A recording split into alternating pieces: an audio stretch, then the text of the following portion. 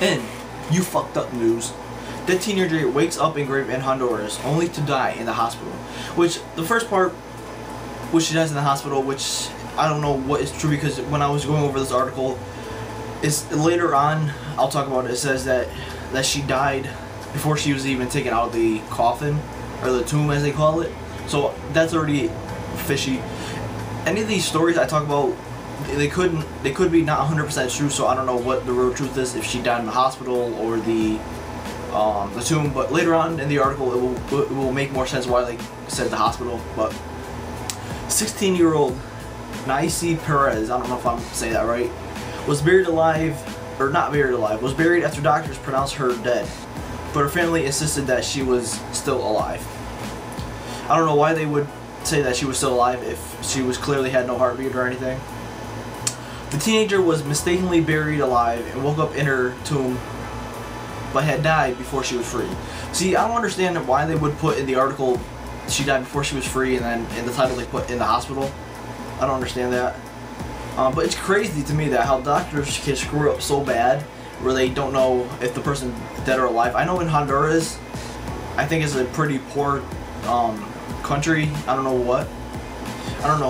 what if it's a country or something, I don't know. But I have a feeling that Honduras, from what I've heard in like school and everything, that it's pretty poor, so I doubt the technology there is like where America is. Footage shows, and I do have a video, frantic family members smashing into the concrete tomb because they hear her screaming inside, and she was put in the tomb before the day of the ceremony. So I'm gonna go ahead and play this video, and I'll catch up with you guys after the video.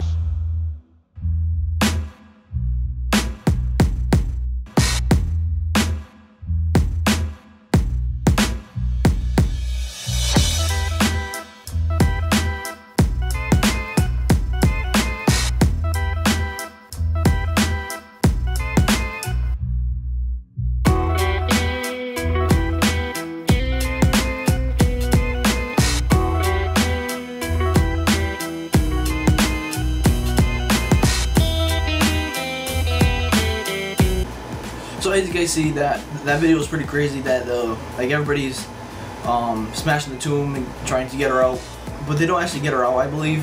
And all the family's over, like putting their hands over and everything. It's pretty crazy to me. When they opened up the tomb, Perez had already died, which is crazy because she was alive 2 seconds ago, screaming for help. This story makes just completely no sense, but I figured I would talk about it anyways. They're just bits and pieces missing to it. They're saying two different things, I don't know. But the family said that she was still warm and had bruises on her fingertips. I think they said that she was warm because they had their hands over trying to feel the heat. I would assume that she would be warm if she was stuck inside a hot tomb for over a day. And keep in mind that this girl is 16 years old and she has a husband right now. And this is actually a quote from her husband. As I put my hand on her grave, I could hear noises coming from inside. End quote. And he also told a TV news station that he heard her yelling for help. Which, I don't know how or why people get married so young there. And to top it off, even being 16 married, I find it fishy that they say that she's married when she's 16. It's not that she's 16, it's just the part, in the article I didn't put that the husband's last name is different from hers. I don't know why that is or anything, but the teenager was 16, as you guys know, and at the time she had died, she was 3 months pregnant. That's just mind-blowing to me, that you could be 16, married, and pregnant for 3 months. That's just insane, because most people in America don't get married till they're maybe late 20s or something like that, and have kids mid-20s. I don't know. It's just super young. Even though I know kids this age, like kids at 16, 17 years old here in America are starting to have sex at this point, but it's just crazy to be pregnant and married. I know in America this would never happen, because the legal age to have sex, I guess, is 18. The teen fell unconscious after hearing gunshots. So I guess they live in like a war or something. I don't know. She fell unconscious after hearing gunshots, and she fell, and then she fell after hearing the gunshots because she got scared, I guess. and after she fell, she began foaming at the mouth, and family thought she was being possessed by an evil spirit.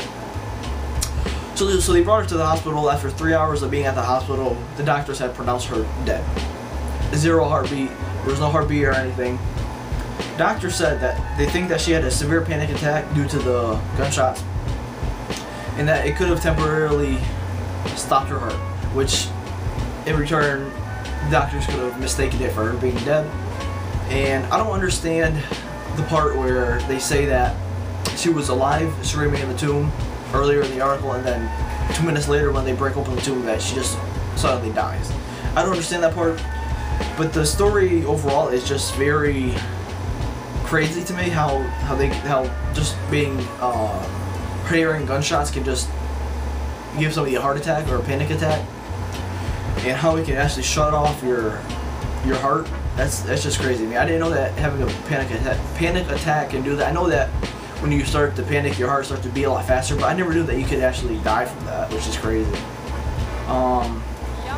Yeah, so the link to the article will be down in the description box below, and the link to the previous news article will be down below also if you guys want to check those out for yourselves.